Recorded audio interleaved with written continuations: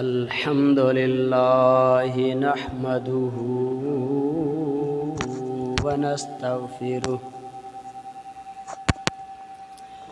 व नु'मिनु बिही व नतवक्कलु अलैहि व नऊज़ु बिल्लाहि मिन शुरूरि अनफुसिना व मिन सय्यिआति अअमालिना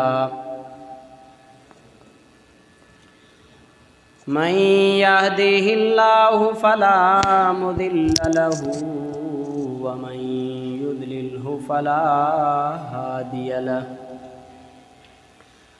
व नशहदु अल्ला इलाहा इल्लल्लाहु व नशहदु अन्ना मुहम्मदन अब्दुहु व रसूलुहु अम्मा बअदु फ़अऊज़ु बिल्लाहि मिनश शैतानिर रजीम बिस्मिल्लाहिर रहमानिर रहीम हुवल्लज़ी बअस फ़िल उम्मिय्यीन रसूलन मिनहुम यत्लू अलैहिम आयातिही व युज़क्कीहिम व युअल्लिमुहुमुल किताब वल हिकमत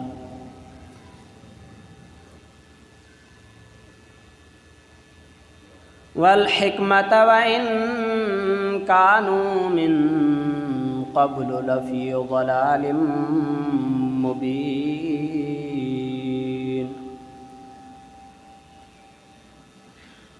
व आख़रीन मिनहुम लम्मा यल्हक़ू बिहिम व हुवल अज़ीज़ुल हकीम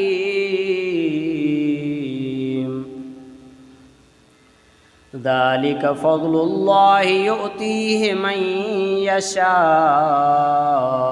वल्लाहु ज़ुल फ़ज़्लिल अज़ीम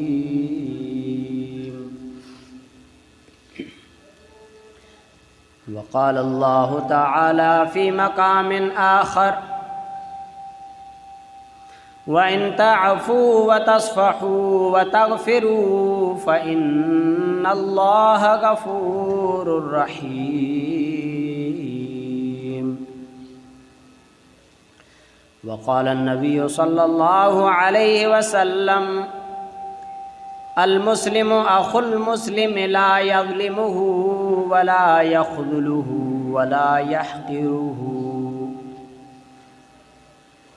वक़ाल अन्नबिय्यु सल्लल्लाहु अलैहि वसल्लम इरहमू मन फ़िल अर्दि यरहमकुम मन फ़िस समा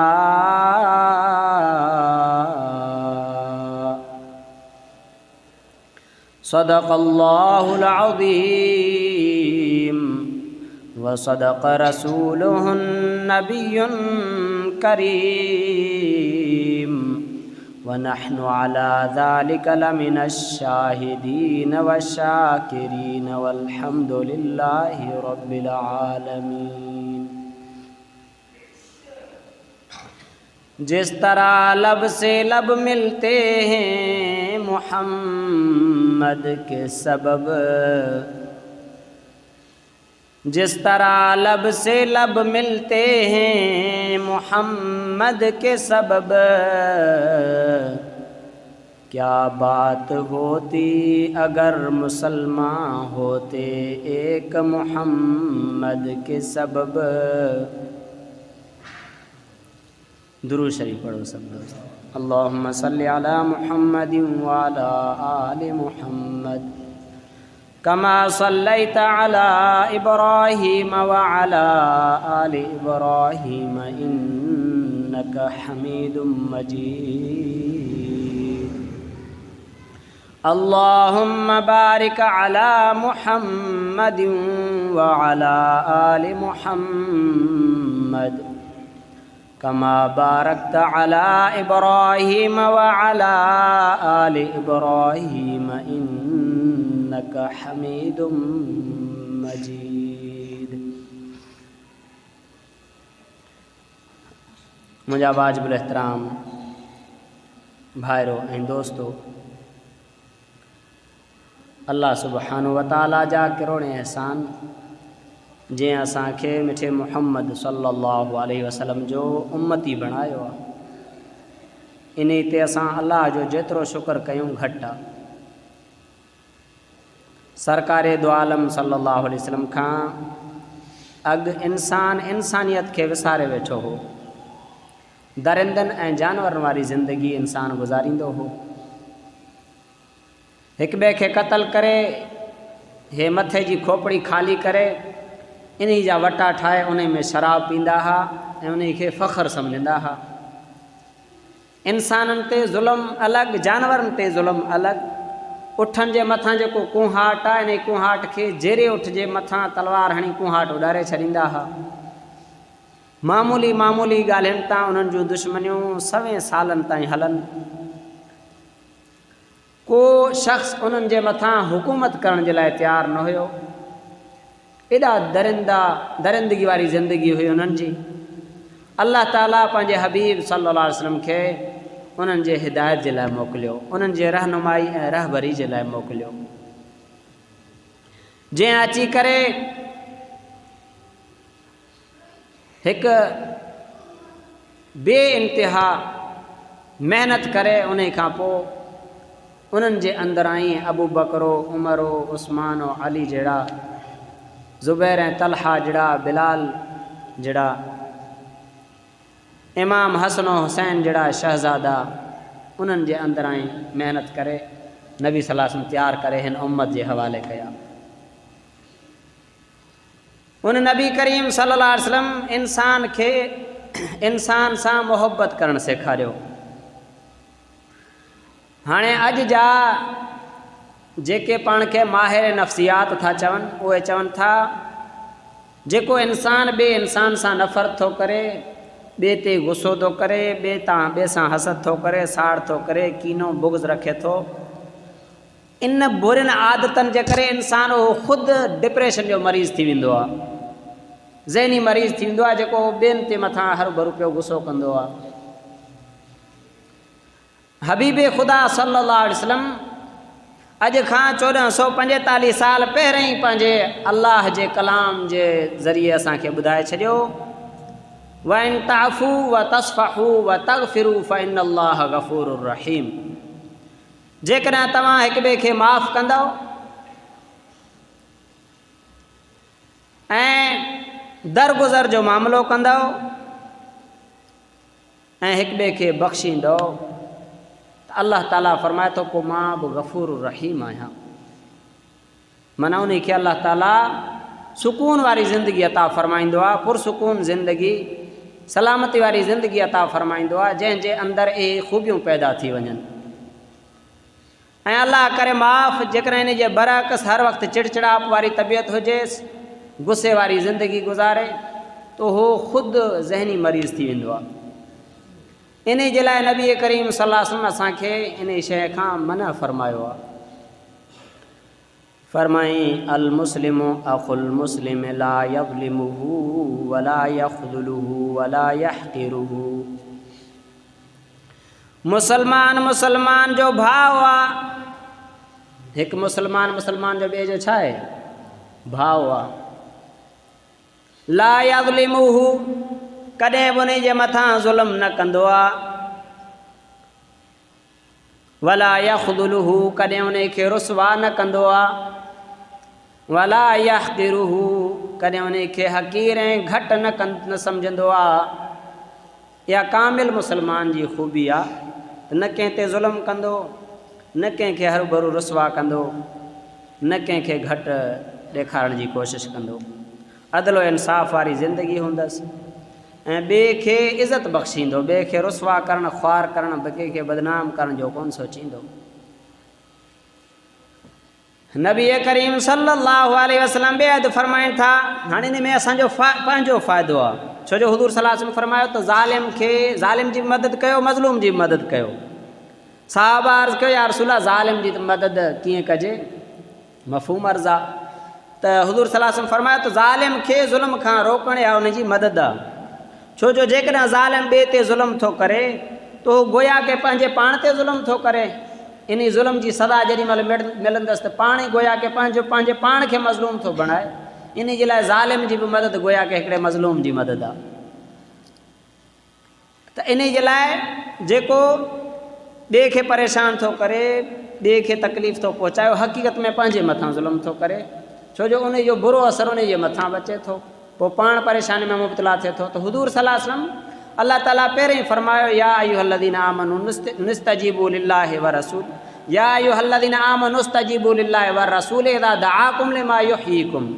ऐं ईमान वारो, जॾहिं अल्लाह ऐं उनजो रसूल सल्लल्लाहु अलैहि वसल्लम तव्हांखे हयात जावदानी वारे ज़िंदगी जे तव्हांखे सॾीनि त तव्हां उन्हनि खे लबैक चओ, उन्हनि जे हुकुम खे मञो। त हुज़ूर सल्लल्लाहु अलैहि वसल्लम जेके असांखे तरीक़ा ॿुधाया, जिन कमनि जे करण जो हुकुम ॾिनो उन्हनि में असांजो फ़ाइदो आहे, ऐं जिन कमनि खां साईं जन मना फ़रमायो उन्हनि में असांजो पंहिंजो नुक़सानु आहे। फरमाए ला तक़ातऊ वला तदाबरू वला तबागदू वला तहासदू वकूनू इबादल्लाहि इख़वाना। हिक ॿिए में कॾहिं बि कता तालुकी न कजो, ऐं हिक ॿिए जे पोयां न पइजो, ऐं हिक ॿिए सां बुग़्ज़ न रखिजो, हिक ॿिए सां हसद न कजो, ऐं अल्लाह जा बानो हिक ॿिए में भाव भाव थी रहिजो। केॾो प्यारो सबक़ु असांखे नबी सल्लल्लाहु अलैहि वसल्लम ॾेई आहे। त गॾु रहूं था, इख़्तिलाफ़ात थी बि वञनि त कता तालुकी न कजो, सफ़ा ॻाल्हाए छॾे ॾियणु, सलाम दुआ छॾे ॾियणु, ईअं न कजो। ऐं हर वक़्तु इहो न सोचंदो त हिन खे मां कीअं नाकाम कयां, हिन जे पोयां पइजी पवणु, कंहिंजी का कमी ग़लती कोताही आहे दरगुज़र सां मामिलो करे, पाण बि सुकून में उहो बि सुकून में, हिकमत अमली सां सम्झाइणु अलॻि शइ आहे। ऐं हिक ॿिए सां बुग़्ज़ न रखिजो, ऐं हिक ॿिए सां हसद बि न कजो। हसद माना कंहिंखे का नेमत अलाह ॾिनी आहे त हाणे उन सां फितरी तौरु इंसान खे हसद पैदा थींदो आहे, पर उन हसद खां पाण खे बचाइणो आहे, ऐं अल्लाह ताला खां ओड़ी नेमत घुरिजे, इन खे गिब्ता चइबो आहे अरबी में, इहो सही आहे। ऐं ॿिए हंधि हुज़ूर सल्लल्लाहु अलैहि वसल्लम फरमाइनि था इरहमू मन फिल अर्द यरहमकुम मन फिस समा। जेके ज़मीन ते आहिनि, जेको ज़मीन ते आहे तव्हां उन ते रहम कयो त आसमान वारो तव्हां ते रहम कंदो। त जिन तारीख़ में वाक़ियात आहिनि, जिन अल्लाह जे मख़लूक जानवरनि जे मथां बि रहम कयो त उन्हनि खे बि अल्लाह ताला बख़्शे छॾियो। ऐं असां नबी सल्लल्लाहु अलैहि वसल्लम जे तालीमात खां परे थी दरिंदनि वारी ज़िंदगी पिया था गुज़ारियूं हिन वक़्तु। हाणे हिन ई हफ़्ते में पंहिंजे ई सिंध जे अंदरि हिकिड़े दरिंदे जे पोख में हिकिड़ी ढगी घिड़ी, उन जूं पोयूं ॼंगूं ॿई खुरनि खां कपे छॾी। उहा ढगी वीचारी ईअं झंग में पई आहे, नेठ ते ॾेखारी पिया था। त इंसानियत ई न आहे। हाणे पहिरें हिकिड़े क़ौम सूरह शम्स में उन्हनि जो ज़िक्र आहे, सालेह अलैहिस्सलाम जे क़ौम, उन्हनि बि इहो ई ठागे ॾोह कयो हो। उन्हनि ॾाची जा खुर कटिया हा, उन पूरे क़ौम खे अल्लाह ताला तबाह करे छॾियो। हे मिठे मुहम्मद सल्लल्लाहु अलैहि वसल्लम जे करे बचिया पिया आहियूं। ऐं इन ई महीने ॿियो वाक़ियो नंढड़ो 7-8 सालनि जो आहे, उन सां बदफेली करे उन जी सिसी बि कपियूं, उन जूं ॼंगूं बि राननि खां कपे छॾियूं। त हाणे इहो रहम आहे अलाह जे मख़लूक जे मथां। त असां नबी सल्लल्लाहु अलैहि वसल्लम जे तालीमात खां परे थियासीं, असांजी ज़िंदगी जानवरनि वारी दरिंदनि वारी थी वई। अल्लाह ताला उन दरिंदगी खां कढी करे असांखे मिठे मुहम्मद सल्लल्लाहु अलैहि वसल्लम जे तालीमात खे सम्झणु, उन्हनि खे पढ़ण जे लाइ तौफ़ीक़ अता फ़रमाए। फरमाए मन कान फ़ी हाजत अख़ीहि कान अल्लाहु फ़ी हाजति। जेको पंहिंजे मुसलमान भाउ जे हाजत पूरे करण में लॻी पए, अल्लाह उन जी हाजत पूरी करे छॾींदो आहे। त ॿिए खे जेको ॿिए जी कंहिंजी ज़रूरत का हाजत तव्हां पूरी कंदव, अल्लाह ताला तव्हांजे हाजतनि, तव्हांजे ज़रूरतनि खे, तव्हांजे दिलि खे शाद व आबाद, ख़ुशो खुरम, ख़ुशियुनि वारी ज़िंदगी तव्हांखे ॾेई छॾींदो। ऐं ॿिए हंधि नबी सल्लल्लाहु अलैहि वसल्लम फरमाइनि था त ला तहक़िरन्न मिनल मअरूफ़ि शैअन वलौ अन तल्क़ा अख़ाक बिवजहि तल्क़। फरमाइनि त कंहिं बि नेकी खे तव्हां घटि न सम्झो, ख़्वाह तव्हांजो पंहिंजे मुसलमान भाउ सां मुस्कुराए करे मिलणु छो न हुजे।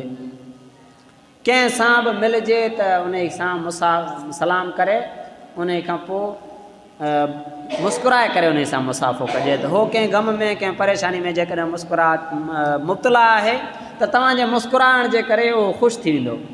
ऐं इदख़ालु सुरूर फ़ी क़ल्बिल मोमिन, कंहिं मोमिन जे दिलि में ख़ुशी दाख़िल करणु हिकिड़ो सदको आहे। अल्लाह ताला असांखे बि तौफ़ीक़ अता फ़रमाए। पर जेकॾहिं असांजे अंदरि उहा शइ न आहे, इंसानियत न आहे, ॿिए मुस्लमान जे इज़त ऐं एहतराम ऐं इकराम न आहे, कंहिंजे मथां रहम न आहे, असां इबादतूं त हज़ार कयूं, रब खे राज़ी करण जा ॿिया रस्ता त हज़ारें ॻोल्हियूं, पर सुहिणो नबी इन मामले में फ़रमाइनि था ला तदखुलुल जन्नत हत्ता तुमिनू वला तुमिनू हत्ता तहाबू। तव्हां जन्नत में एसी ताईं वञी न सघंदव जेसी ताईं तव्हां ईमान वारा न बणिजो, ऐं तव्हां ईमान वारा एसी ताईं न थींदव जेसी ताईं तव्हां हिक ॿिए सां मुहबत नथा कयो। त ईमान जन्नत में वञण जे लाइ शर्त आहे ईमान, ऐं वरी ईमान जे कामिल थियण जे लाइ शर्त आहे मुहबत करणु हिक ॿिए में। त हिक ॿिए जे लाइ हमेशह सुठा जज़्बात हुजनि दिलि में, मुहबत जा, उल्फत जा, प्यार जा, ऐं इहा ई मुहबत कमु ईंदी हिक ॿिए सां। बाक़ी हर को पाण कमाए पाण खाए, पंहिंजो हर को केरु कंहिंजो मुहताज न आहे अॼुकल्ह। हिक ॿिए सां सिर्फ़ु मुहबत रखणु, प्यार सां, इकराम सां, इज़त सां पेश अचणु, अलाह ताला खे इहा ज़िंदगी पसंदि आहे मोमिन जी, ऐं पंहिंजे हबीब सल्लल्लाहु अलैहि वसल्लम जे ज़रिए इहा ज़िंदगी नबी सल्लल्लाहु अलैहि वसल्लम प्यादा सेखारियईं। त ज़िंदगी ईअं गुज़ारियो जो ॿिए सां माण्हू ॿिए पंहिंजे पाड़ेसरी ओड़े पाड़े अलाह जे मख़लूक जे मथां रहम वारी ज़िंदगी हुजे। ऐं ॿिए हदीस में नबी सल्लल्लाहु अलैहि वसल्लम फ़रमाइनि था लैस शदीदु बिस्सुराअति इन्नमा शदीदुल लज़ी यमलिकु नफ्सहु इंदल ग़ज़ब। तव्हां मां ताक़तवर उहो न आहे जेको कुश्ती में ॿिए खे किराए, ताक़तवर उहो आहे जेको पंहिंजे गुस्से जे वक़्तु पाण ते क़ाबू करे। गुस्सो फितरत में आहे, पर गुस्सो ॿिनि तरहनि जो आहे। असांखे असांजे अंदरि जेको गुस्सो आहे न उमूमन ख़िलाफ़ तबाह कमनि ते असांखे गुस्सो थो अचे, ख़िलाफ़ शरा कमनि ते गुस्सो अचे उहो अलाह जे तरफ़ां आहे, ऐं अलाह ताला असांजे अंदरि गुस्सो रखियो इन जे लाइ आहे त ख़िलाफ़ शरा को कमु थिए त फितरी तौरु असांखे उन ते गुस्सो अचे, उनजी इस्लाह कयूं। पर असांखे ख़िलाफ़ शरा कमनि ते गुस्सो घटि, ख़िलाफ़ तबाह कमनि ते गुस्सो थो अचे। पंहिंजे तबियत जे ख़िलाफ़ का ॻाल्हि साम्हूं अची वई उन ते गुस्सो थो अचे, त इन गुस्से खे ख़तमु करे माण्हू, ऐं हराम इन गुस्से खे पी ख़तमु करे छॾे। ऐं अलाह ताला जे करे पंहिंजे उन मन तवद्दा अलिल्लाह रफ़अहुल्लाह, आजिज़ी इख़्तियार करे अलाह ताला उन खे बुलंद करे छॾींदो। अलाह ताला असांजे अंदरां इहा बुरी आदत बि ख़तमु फ़रमाए। ऐं ॿिए हदीस में हुज़ूर सल्लल्लाहु अलैहि वसल्लम फ़रमाइनि था त ला यहिल्लु लिमुस्लिमिन अन यहजुर अख़ाहु फ़ौक़ सलासि लयालिन।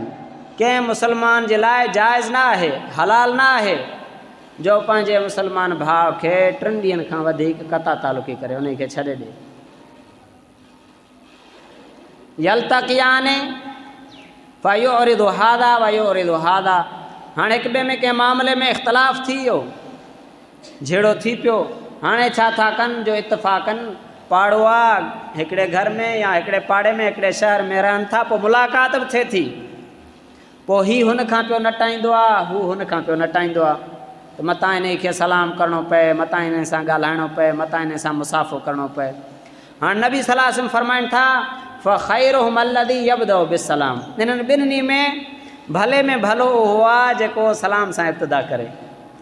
त झेड़ो थी पवणु, इख़्तिलाफ़ थी पवणु फितरी शयूं आहिनि। आदम अलैहिस्सलाम जा पुट बि हिक ॿिए में विढ़िया हुआ, यूसुफ अलैहिस्सलाम खे पंहिंजे भाइरनि में खूह में भाइरनि खूह में उछले छॾियो, पर जेॾी महिल मिलिया त फ़रमाईं ला तस्रीबा अलैकुमुल यौम, त माफ़ु करे छॾियईं। त असां बि दरगुज़र जो मामिलो कयूं, कंहिंसां इख़्तिलाफ़ थी पए त वरी जेकॾहिं सख़्तु कंहिंखे सबक़ु सेखारण जी ज़रूरत आहे त पोइ 3 ॾींहंनि जी गुंजाइश आहे, 3 ॾींहं उन नाजाइज़ मामिलो हुन जेको कयो आहे जंहिंजे करे असांखे गुस्सो आहे, त 3 रातियूं उन खां असां ख़ैरा न ॻाल्हायूं, 3 रातियुनि खां पोइ जिथे मिले ॼाणी वाणी वञी उन खे सलाम कयूं।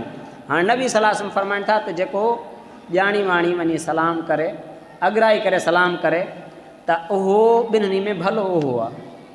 ऐं ॿिए हदीस में हुज़ूर सल्लल्लाहु अलैहि वसल्लम फ़रमाइनि था अलबादियो बिस्सलाम बरियुम मिनल किब्र। जेको सलाम में अॻिराई करे उहो उन खे अलाह ताला तकबुर खां बरी कंदो, अलाह ताला उन खे किब्र खां बचाईंदो। ऐं तकबुर ऐं शिरक ऐं ख़तरनाक गुनाहनि मां आहिनि। अलाह ताला असांजे अंदरि आजिज़ी पैदा फ़रमाए इकराम मुस्लिम एक दौलत आहे अल्लाह ताला इन सां असांखे नवाज़े प्यार सां मुहबत सां जेके तालुकात आहिनि रिश्ता आहिनि उन्हनि खे मज़बूत करे उन्हनि खे ॻंढण जी कोशिशि कयूं मामूली हरकतनि जे करे उन्हनि तालुकात खे उन्हनि रिश्तनि खे ख़तमु न कयूं या कमज़ोर न कयूं इन सां नुक़सानु वरी बि असांजो पंहिंजो आहे छो जो पोइ असां थींदासीं ज़ालिम ऐं ज़ालिम पाण जेको आहे सो परेशान हूंदो आहे जेको ॿिए ते ज़ुल्म कंदो आहे उहो पाण परेशान जो जेॾीमहिल असां नाराज़ थींदासीं न अॻिते अॻिले सां त पोइ असांखां ज़ुल्म थी वेंदो जीअं इन सां मिसाल मूंखे केरु थप्पड़ हणे त मूंखे बहितरु या त मां उनखे माफ़ु करे छॾियां पर जेकॾहिं मां बदिले वठण जे लाइ उथां मां चवां मूंखे थप्पड़े मां भणांसि त मां कुझु ज़ोर सां ज़रूरु हणी वेंदुमि कुझु ज़ोर सां हणंदुमि या कुझु वधीक हणी वेंदुमि त मां थी वेंदुमि ज़ालिम अल्लाह ताला इन ज़ुल्म खां बचाए इंसाफ़ अदल वारी प्यार मोहब्बत वारी ज़िंदगी नसीब अता फ़रमाए व आख़िर दावाना अनिल हम्दुलिल्लाहि रब्बिल आलमीन।